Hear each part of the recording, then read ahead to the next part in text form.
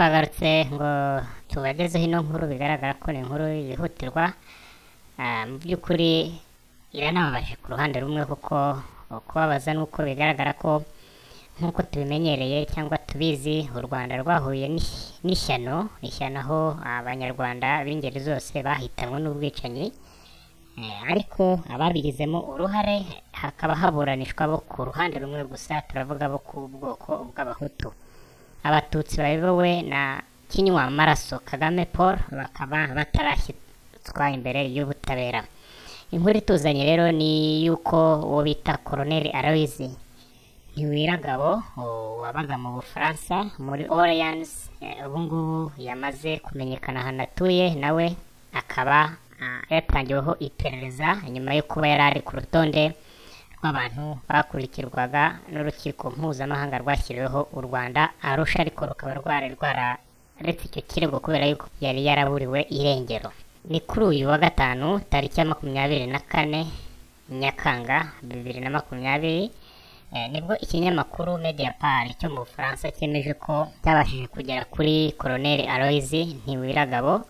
Uyu mugabo amaze igihe ashakishwa n'inkiko mpuzamahanga, ariko amakuru amwe akaba yavugaga ko yaraherereye mu gihugu cya Afurika cyangwa se akaba yari yaritabye Imana. Gusa mu minsi ishize byaje kumenyekana ko ashobora kuba atuye mu Bufaransa mu gace ka Orleans. Afite imyaka 72. Mu buryo yari amaze igihe kinini yihishahisha nyine ku buryo batabashaga kumubona, yakoreshaga cyangwa se yabikoraga mu buryo bumwe busa na buriya umusaza mukambwe Kabuga Felicien nawe yavugwaga ko mu by'ukuri kugenda umuntu yiyoberanya. Murabizi ko nawe hashize igihe afashwe, murabizi ko yafashwe kuri 16 Gicurasi 2020. Kuri uyu wa gatandatu rero ejo hashize, no kuvuga ku itariki 25 Nyakanga, urwego rw'ubushinjacyaha bw'Ubufaransa rukurikirana ibyaha by'iterabwoba rwatangaje ko rwatangije iperereza ry'ibanze kuri Colonel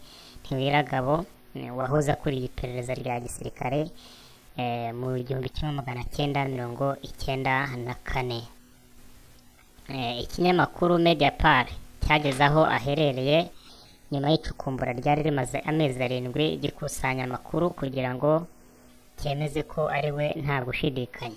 Ngo habanje kugenzurwa ibijyanye cyangwa se ibyagiye bivugwa kuri uwo mugabo, aho baje mu ntangiriro kumenya amakuru y'ukuri yerekeye umufasha wiwe Catherine Nikuze wageze mu Bufaransa muri 1998 mu kwa gatatu ku itariki 3, aza guhabwa ubuhungiro kuri 22 Nzeri 1999.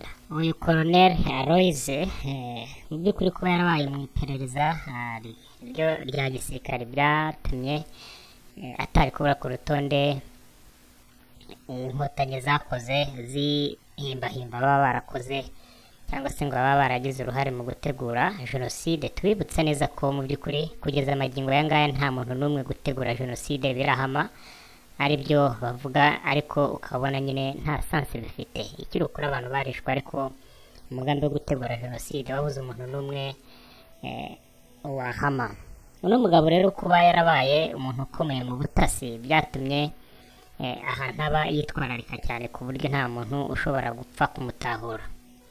Abakozi ba Mediapart ni cya kinyamakuru cyo mu Bufaransa cy'itangazamakuru, ngo bamugenzuye inshuro 6 hagati y'Ukuboza kwa 2019 na Werurwe 2020, buri gihe bakihinduranya ku buryo nta muntu ushobora kubakeka. Uyu mugabo ngo baje kumubona muri Gashyantare 2020 ari mu gitondo agiye mu misa, kuko yakundaga mu by'ukuri kujya mu misa, kwitabira misa. Yasohotse yambaye umupira ufunga mu ijosi n'ikoti ry'umukara, akoze mu mifuka, yambaye amatata cyangwa se amadarubindi. Bavuga ko icyo gihe umudamu yari amuri inyuma, aribwo bamufataga amafoto agiye atandukanye bagiye kwifashisha bagenzura bamenye niba koko ari we. Umwe ngo mu bo yaba yarayoboye ubita ngo Richard Mugenzi niwe weretswe ayo mafoto, aza kuvuga ngo nubwo uno muntu bigaragara ko yashaje ariko ndamubona ndamuzi niwe. Ubwo rero ngo byaje kongera kwemezwa ngo n'inzego z'iperereza ry'u Rwanda nk'uko byumvikana ko u Rwanda narwo rwari ruri mu bantu bamushakaga, nubwo ngo muri no minsi nta gihugu na kimwe cyari kiri mu iperereza ryo kumushakisha, ngo basa naho bari barabiretse. Ubwo rero tukaba twagira ngo tugire icyo tuvuga ku bijyanye n'ikibazo cyangwa se n'impamvu n'umugabo bamushinja ngo kuba yaragize uruhare mu itegurwa cyangwa se muri jenoside. Ntawe kwicara ngo avuge ko n'umugabo atagize uruhare muri jenoside cyangwa se yagize uruhare muri jenoside, ariko icyo twamwe tuvuga ni iki ngiki: abatutsi barapfuye kandi bafite ababishe, ariko nyirabayazana wa byose ninde? Nk'uko byamaze gushyirwa hanze na bamwe mu bantu babanye cyangwa bakoranye n'inkotanyi, na n'ubu wabyumva biracyariho. Umugambi wa mbere wa jenoside wateguwe na Paul Kagame, ni nawe wanawushyize mu bikorwa ubwo yahanuraga indege. Amakuru y'ukuri ashimangirwa n'ababanye nawe bahamya neza ko jenoside itangiye kuba, aho turavuga iyakorewe abatutsi, Kagame ubwe cyangwa se FPR ubwayo yoherezaga abatekinisiye bo kujya gushishikariza abandi kwica, nabo kandi bari kwica. Interahamwe zivugwa mu bantu baba barakoze jenoside, kandi koko nibyo, abenshi baturutse mu nterahamwe cyangwa se n'ibindi bihararumbu mu by'ukuri bitashyiraga ubwenge ku gihe, byagiye mu kwica abagenzi babo b'abanyarwanda.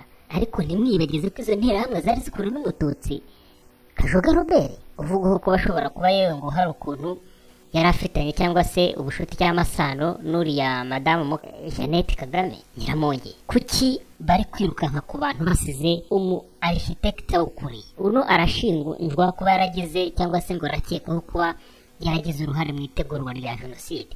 Twabibutsa ko nk'uko twabivuze nta muntu n'umwe icyaha cyo gutegura jenoside kirahama. Sinzi niba hari n'undi muntu usigaye washakishwaga bazaba kibonye ku buryo bashobora kumushinja iki cyaha, ariko ikiri ukuri abakuranye na Kagame bavuga ko ari we umuntu wayiteguye by'ukuri. Yarashe indege abizi neza, bamwiyamye bamubwiye ko abantu bari bupfe, abikora abizi ko abantu bagomba gupfa.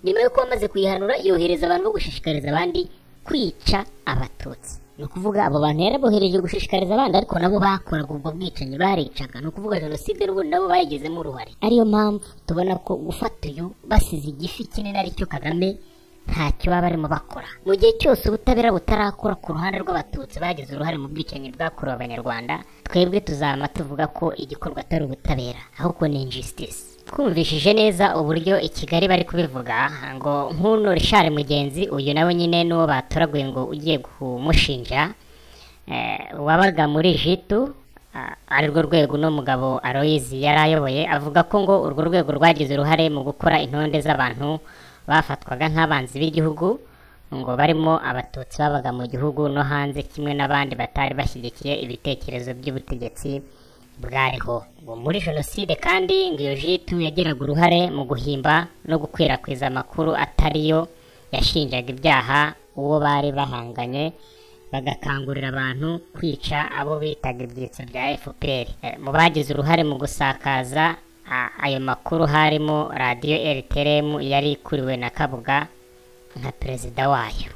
Murumva bya bintu barimo bashaka kuzana. Uricara ukavuga ko uyu nguyu Mugenzi Richard wabaga muri jitu avuga ko ngo uru rwego rwari rukuriwe na Aloyizi ngo rwagiraga uruhare mu gukora intonde. Ibyo bintu se yabibonera ubuhamya? Yabibonera ikimenyetso se gihamya ko uno Aloyizi ubwe hari aho yaba yarasinye ko urwo rutonde rusohotse akarusinyaho ko ari dokima asohoye y'abantu runaka? Kuvuga gusa ngo iyo jitu yagize uruhare mu gukora intonde. Ariko sinzi niba abantu bakora propaganda bajya bashyira no mu bwenge ngo batekereze ibintu baba barimo bandika. Amanyanga cyangwa se ubucakora n'ubugome bwa FPR bumaze kudutera isesemi. Kuvuga ngo bakoraga urutonde ngo rw'abanzi b'igihugu barimo abatutsi babaga mu gihugu no hanze. Mbese umuntu yavuga ko abatutsi bari bari hanze, ubwo turavuga inkotanyi, batari abanzi b'igihugu koko? Bateye bica, batera baza barasa. Nibyo ko bagombaga gutaha iwabo, ariko iyo umuntu yamaze kugaba igitero ntubu kimufashe nk'umukunzi, aba yabaye umwanzi already. Ariko kuvuga ngo bagize uruhare mu gukora urutonde, icyo ni ikintu mu by'ukuri nta kwibaza ukuntu umuntu azakerekana. Nihagaragara dokima icyakora yasinyweho n'urwo rwego akuriye, igasinywaho mu izina ryavuga ati uru ni urutonde rw'abatutsi, uru ni urutonde rw'abantu aba n'aba bapolitisiye, ngaba agasinyaho ko ari dokima yasinywe nawe, aho nibwira ko aribwo bizamufata. Ariko icyo kintu kitabonetse bazabivuga bateze, kubivuga n'umunwa nibwira ko bitazoroha kugira ngo babe bakumvikanisha ukuntu ibyo bintu bimeze. Ikintu gikomeye kiri ahangaha ni uko ubungubu nk'uko tubimenyereye i Kigali bagiye gutangira abahinde batwike n'ibidatwikika kugira ngo barebe ko bashaka kumwohereza i Kigali bamuhe bwa butabera bwa Kagame, dore ko we ubutabera bwe mubizi ko ari inyundo cyangwa se ko ari ifuni cyangwa se akoreza abantu isyo nk'uko tubimenyereye. Ariko ikiri ukuri uno mugabo aramutse aburaniye mu Bufaransa, kuko ibyarwa ni ibiheze, gushinjwa kugira umugambi nta hantu bavuga ngo yakoze ikintu iki n'iki, kuba yarayoboye gusa ngo iperereza nibyo, umuntu wari uyoboye iperereza hari amakuru menshi afite, ibyo ntawabiburana. Ariko noneho ikizakomera ni ukwerekana ibyo bamushinja. Iki ni ikintu cyonyine nahamya kuri kitazoroha. Ariko iyo tuvuga ibi ntabwo dushatse kuvuga ko ari umwere, oya, afite ibyo ashobora kuba yarakoze, ariko ntawe ufite uburenganzira bwo kubimushinja cyangwa se bwo kumushinjura atarabibona. Ariko icyo twebwe tuba tuvuga ni uko ubu butabera buhengamye atari ubutabera, ko baburanisha ku ruhande rumwe rwo ku bwoko bw'abahutu, ariko nta mututsi n'umwe uburanishwa, kandi no jenoside bigaragara ko n'abatutsi bayigezemo uruhare, aho turavuga inkotanyi. Ibi biba ari nkaho atari ubutabera. Niyo mpamvu niyo bamwe tubyumva tuba twumva bibabaje. Bibabaje atari uko tutazi ko abatutsi bapfuye, bibabaje atari uko tutazi ko bishoboka ko harimo abahutu bashobora kuba barisha abatutsi. Ikiba kibabaje ni uko haburanishwa abahutu ariko nta mututsi uburanishwa. Ni icyo kiba kibabaje, kuko hari abatutsi bishe abatutsi baturukaga muri FPR nk'uko bivugwa n'abari muri FPR ubwabo. Ntabwo bisabye ko twirwa tuvunika, ibyo barabyivugira ubwabo. Icyo gihe rero iyo tuvuga ngo birababaza, tuba dushaka kuvuga ko bibabaje kubera ko haburanishwa uruhande rumwe. Mu by'ukuri kiba gitangwa si ubutabera, ni ubutabera bucagase butuzuye.